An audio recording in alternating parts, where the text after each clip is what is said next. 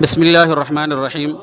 मेरे बुज़ुर्गों और दोस्तों, इस वक्त मुहर्रमुल हराम का महीना चल रहा है और इस मुहर्रमुल हराम के महीने में बिलखुसूस पहले अशरे में जो एक बिदअत और खुराफात हमारे माशरे में राइज है, बिलखुसूस हिंदुस्तान, पाकिस्तान, बांग्लादेश और श्रीलंका में, वो ताज़िया बनाना और फिर उसको जाकर के गैरों की तरह हम बनाते हैं, गैरों की तरह पानी में उसको बहा देते हैं। अब ज़रा खुद गौर करें ना, हम एक मुसलमान हैं, कलमा पढ़ने वाले हैं, ईमान वाले हैं। एक गैर कौम वहीं पत्थर को तराश के मूर्ति बनाए और मूर्ति बनाने के बाद उस पर नज़र नियाज करे, मन्नतें मांगे, उसके सामने झुके और या पानी में फिर उसको बहा देते हैं, तो हम उसे काफिर मुशरिक कहते हैं। हमारा अमल उससे कोई अलग नहीं, हम भी वैसे करते हैं। लकड़ी से ताज़िया बनाते हैं, उस पर कागज़ चस्पा कर करके कुछ दिन उसके सामने नज़र नियाज भी करते हैं, मन्नतें मांगते हैं और फिर एक वक्त ऐसा आता है कि पानी में उसको हम बहा देते हैं। अब ज़रा गौर कीजिए कि क्या हमारा ये तरीक़ा सही है?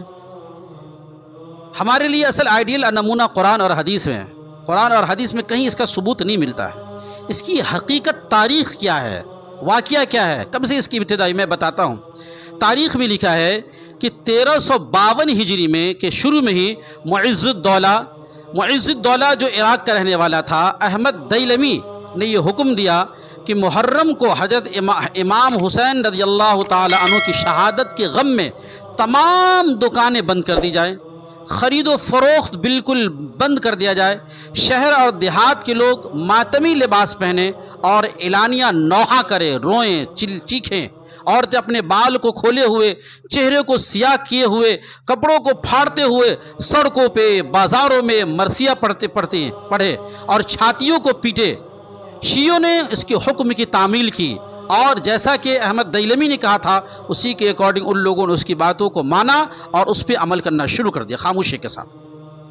लेकिन आइंदा साल 353 हिजरी में फिर ये हुक्म का इयादा किया गया और पहले साल में ये कोई बाय फोर्स सबसे नहीं कहा गया, लेकिन दोबारा साल में अहमद दैलमी ने तमाम लोगों को, जो सुन्नी मकतब फ़िक्र के ख़यालात के लोगों थे, जो शिया से अलग थे, उन लोग इसका बाइकआउट पहले साल के मनाए नहीं थे, उस पर कोई ऑब्जेक्शन नहीं हुआ था।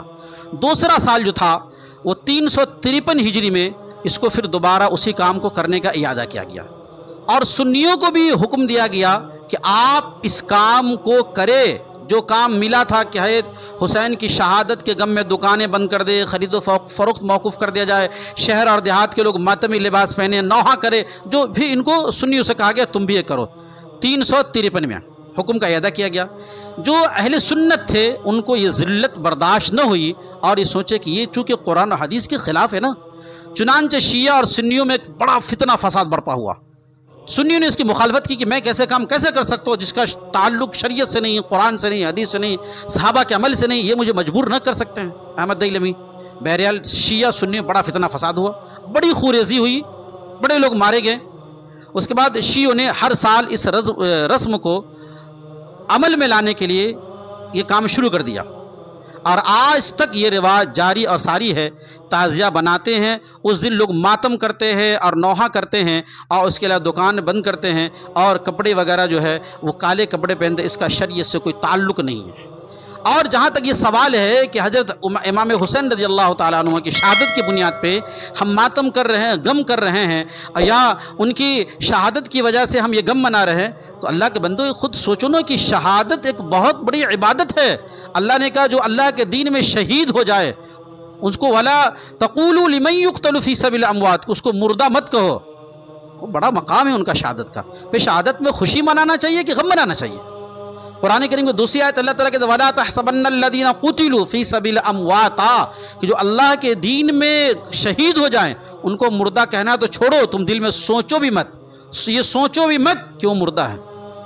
वो अल्लाह के ज़िंदा फ़रिहीन बिमा आताहुमुल्लाहु मिन फ़ज़ली, बड़ा खुश है वो। और अगर शहादत का दिन पे गम मनाना होता तो 365 दिन में मैं सोचता कोई ऐसा दिन नहीं होगा जिसमें किसी न किसी की शहादत न हुई हो, चाहे तारीख़ हिंदुस्तान की आज़ादी में, चाहे सहाबा के इतने सारे गज़वात और जंग जो हुए, किसी न किसी की शहादत ज़रूर हुई है। तो फिर अगर इंसान 365 दिन गम मनाता ही रह जाए, हर दिन गम मनाए, लेकिन ये मनगढ़ंत बातें हैं, ये बिदअत है خرافات ہے، ان سے بچنا چاہیے، اور جو کام جو لوگ ان میں انوالو ہیں ان کے سپورٹ میں نہ آئیں، ان کو کہیں نہ کہیں پروموٹ مت کرے، اس سے اپنے آپ کو بالکل الگ رکھیے۔ محرم کی بس اتنی فضیلت ہے کہ آپ صلی اللہ علیہ وسلم نے حکم دیا کہ 9ویں اس کو محرم کو اور 10ویں محرم کو روزہ رکھنے کا حکم تو ملتا ہے کہ 9 محرم یا 10 محرم کو روزہ رکھے۔ کس بنیاد پہ؟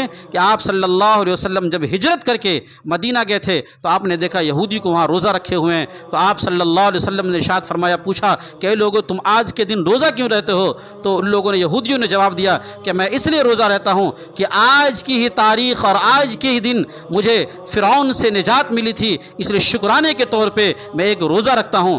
آپ صلی اللہ علیہ وسلم نے ارشاد فرمایا، اگر تم ایک روزہ رکھتے ہو تو میں موسیٰ کے زیادہ قریب ہوں، میرا حق ہے کہ میں 2 روزہ رکھوں۔ اور یہودی کی مخالفت میں آپ صلی اللہ علیہ وسلم نے حکم دیا کہ آئندہ سال اگر میں زندہ رہا تو 2 روزہ رکھوں گا، 9 محرم یا 10 محرم کو بہتر ہے، بعض لوگوں نے 11 محرم بھی کہا کہ 9-10 کو رکھے یا 10-11 کو رکھے، لیکن روزے کی سی فضیلت ہے کہ روزہ رکھے، اس کے علاوہ ماتم کرنا، نوحہ کرنا، کالے کپڑے پہننا یا کسی طرح کے کوئی اچھا کھانا بنانا، حلوہ بنانا، یہ سب تمام چیزیں بدعات ہے، خرافات ہے، ان سے بچنا چاہیے، ان سے دور رہنا چاہیے، اس لیے کہ ہر بدعت گمراہی ہے اور ہر گمراہی جہنم کی طرف لے جانے والی ہے۔ اس لیے ہمارے لیے ہم اللہ کے رسول صلی اللہ علیہ وسلم کی جو زندگی ہے وہ آئیڈیل ایک نمونہ ہے، ہم ان کی زندگی میں اس طرح کی کوئی باتیں نہیں تھی، اگر وہ باتیں نہیں ہیں، نہ حدیث سے ثابت ہے نہ صحابہ کے عمل سے، تو ہمیں وہ کام نہیں کرنا چاہیے۔